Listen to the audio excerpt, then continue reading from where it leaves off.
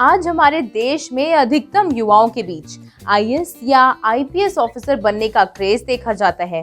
मगर क्या आप आईएफएस यानी इंडियन फॉरेन सर्विसेज के बारे में सही जानकारी रखते हैं? तो आज की इस वीडियो में हम आपके साथ डिस्कस करने वाले हैं कि कैसे बने आईएफएस ऑफिसर। नमस्कार दोस्तों, स्वागत है आपका प्रभात एग्जाम के यूट्यूब चैनल में। मेरा नाम रिया है।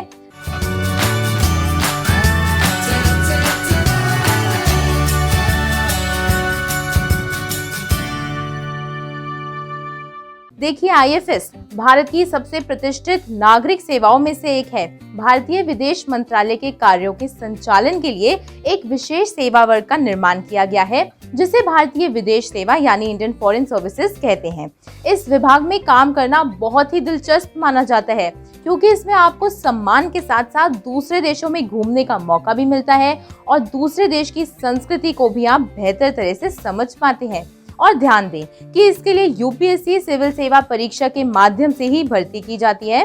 सबसे पहले जानते हैं कि आईएफएस ऑफिसर कौन होता है और जॉब प्रोफाइल क्या होती है। आईएफएस ऑफिसर का एक अन्य नाम डिप्लोमेट है। इनका मुख्य काम देश के बाहरी मामलों जैसे कूटनीति, व्यापार, सांस्कृतिक संबंधों और प्रवास संबंधित मामलों से है तथा उन नीतियों का निर्माण करना जो अन्य देशों के साथ भारत के संबंध को नियंत्रित करती हैं। एक आईएफएस ऑफिसर किसी भी देश के लिए बहुत ज्यादा जरूरी होता है, क्योंकि ये वही ऑफिसर होते हैं जो देश को रिप्रेजेंट करते हैं। अब जानते हैं कि एलिजिबिलिटी किस प्रकार होती है। तो आईएफएस के लिए उम्मीदवार का भारत का नागरिक होना अनिवार्य है। उम्मीदवार का किसी मान्यता प्राप्त विश्वविद्यालय से स्नातक होना यानी कि ग्रेजुएट होना जरूरी है। अब बात करते हैं आयु सीमा की। इस परीक्षा को देने के लिए उम्मीदवार की उम्र 21 से 32 वर्ष के बीच होनी चाहिए, लेकिन ओबीसी कैंडिडेट्स के लिए 3 वर्ष तथा एससी/एसटी कैंडिडेट्स के लिए 5 वर्ष की छूट दी जाती है। भर्ती की प्रक्रिया पर भी एक नजर डालते हैं। तो देखिए, एग्जाम पैटर्न और सिलेबस को सही तरह से समझना सबसे ज्यादा जरूरी है किसी भी परीक्षा में सफल होने के लिए। जैसा कि मैंने आपको बताया था कि इसके लिए यूपीएससी सिविल सेवा परीक्षा के माध्यम से ही भर्ती की जाती है। आप हिंदी या अंग्रेजी में से कोई भी एक मोड चुन सकते हैं। परीक्षा के 3 चरण होते हैं। सबसे पहले होता है प्रीलिम्स, फिर मेंस और उसके बाद इंटरव्यू। तो प्रीलिम्स एग्जाम की बात करें तो इसमें 2 पेपर होते हैं और ये एमसीक्यू बेस्ड होते हैं। इसमें सबसे पहला पेपर होता है जनरल स्टडीज का, जो कि 200 अंक का होता है, और फिर सीसैट का एग्जाम होता है यानी कि सिविल सर्विसेज एप्टीट्यूड टेस्ट, और ये 200 मार्क्स का होता है। जो जनरल स्टडीज के पेपर में प्राप्त अंक हैं, देखिए उनके आधार पर ही आपको मेंस एग्जाम के लिए सिलेक्शन दिया जाता है। तथा जो दूसरा पेपर है यानी कि सीसैट का, उसमें आपको केवल 33% अंक लाने होते हैं क्वालिफाई करने के लिए। और जो नेक्स्ट एग्जाम है देखिए, वो मेंस एग्जाम है। इसमें कुल 9 पेपर देने होते हैं। Paper A compulsory Indian language का होता है, पेपर बी इंग्लिश का होता है। ये पेपर 3 घंटे और 300 मार्क्स के होते हैं। पेपर 1 की बात करें तो इसमें एसे राइटिंग होता है। नेक्स्ट 4 पेपर होते हैं जनरल स्टडीज 1, 2, 3, 4 के। इसके बाद अगले 2 पेपर चुने हुए ऑप्शनल सब्जेक्ट के होते हैं। ये प्रत्येक पेपर 3 घंटे और 250 मार्क्स का होता है। मेंस की कुल परीक्षा इस प्रकार 1750 अंकों की होती है। अब बात करें अगर इंटरव्यू की, तो मेंस एग्जाम को क्लियर करने के बाद आपका सिलेक्शन इंटरव्यू के लिए होता है, जिसमें आपकी personality, communication skills, presence of mind, knowledge और लिसनिंग स्किल्स टेस्ट की जाती हैं। देखिए, ये एक तरह की कॉन्वर्सेशन होती है जहां सिर्फ एकेडमिक्स ही नहीं बल्कि सोशल, पॉलिटिकल, इकोनॉमिकल और कल्चरल सराउंडिंग्स की भी आप कितनी जानकारी रखते हैं ये भी इवैल्यूएट की जाती हैं। और यदि आप इन सब पैरामीटर्स में पास हो जाते हैं तो इसके बाद आपका रैंक वाइज सिलेक्शन होता है।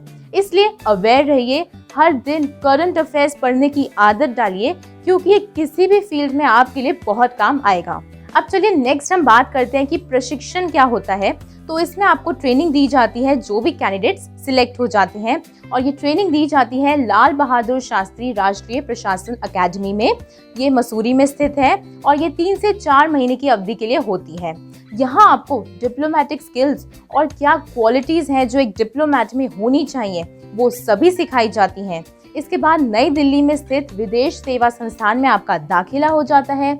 इन ट्रेनिंग ऑफिसर्स को Indian school of international studies नई दिल्ली में 4 माह का विदेश नीति तथा कार्य प्रणाली, अंतर्राष्ट्रीय संबंध तथा भाषा की जानकारी का प्रशिक्षण दिया जाता है। नेक्स्ट आपको मिलेगी ऑन द जॉब ट्रेनिंग। यहाँ आप मिनिस्ट्री ऑफ एक्सटर्नल अफेयर्स में एक विभाग में 6 महीने के लिए काम करेंगे। यहाँ आपको एक कंपल्सरी फॉरेन लैंग्वेज जैसे Arabic, Chinese, French, German, Russian, Spanish आदि सीखनी होगी। इसके बाद आपको उस लैंग्वेज में प्रोफिशिएंसी टेस्ट पास करना होगा, जिसके बाद आपको सर्विसेज में रहने की अनुमति मिल जाती है। अब चलिए नजर डालते हैं कि सैलरी क्या होती है। तो दोस्तों, IFS ऑफिसर की सैलरी 15,600 रुपए से लेकर 40,000 तक होती है। उन्हें हर माह ग्रेड पे के तौर पर 5,400 रुपए भी मिलते हैं। जो IFS ऑफिसर विदेश में पोस्टेड हैं, उनकी सैलरी इनसे कुछ अलग होती है। IFS ऑफिसर का वेतन प्रमोशन और बढ़ोतरी के बाद देखिए 80,000 से लेकर 2 लाख तक पहुंच सकता है। इन्हें एक स्पेशल फॉरेन अलाउंस भी मिलता है और ये राशि पोस्टिंग के देश के साथ बदलती रहती है, यानी कि उस देश की करेंसी पे ये डिपेंड करती है। और इनको सैलरी के अलावा और बहुत सारी सुविधाएं भी प्राप्त होती हैं, साथ ही समाज में बहुत सम्मान भी मिलता है।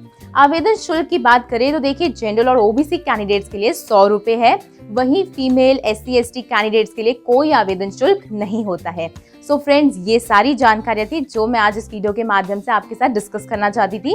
ये वीडियो आपको पसंद आए तो इसे लाइक और शेयर भी जरूर कीजिएगा। मिलते हैं जल्द ही एक नई वीडियो में। नमस्कार। अगर आप कर रहे हैं उत्तर प्रदेश PGT और TGT चयन परीक्षा के लिए तैयारी, तो गारंटीड सक्सेस पाने के लिए आप पढ़ सकते हैं प्रसिद्ध पब्लिशर प्रभात प्रकाशन की ओर से प्रत्येक विषय पर उपलब्ध किताबें, जैसे कि हिंदी, गृह विज्ञान, गणित आदि। इन प्रैक्टिस सेट्स के मिलेंगे व्याख्या सहित उत्तर, जिनसे आप सीखेंगे सॉल्व करने के बेहतर तरीके।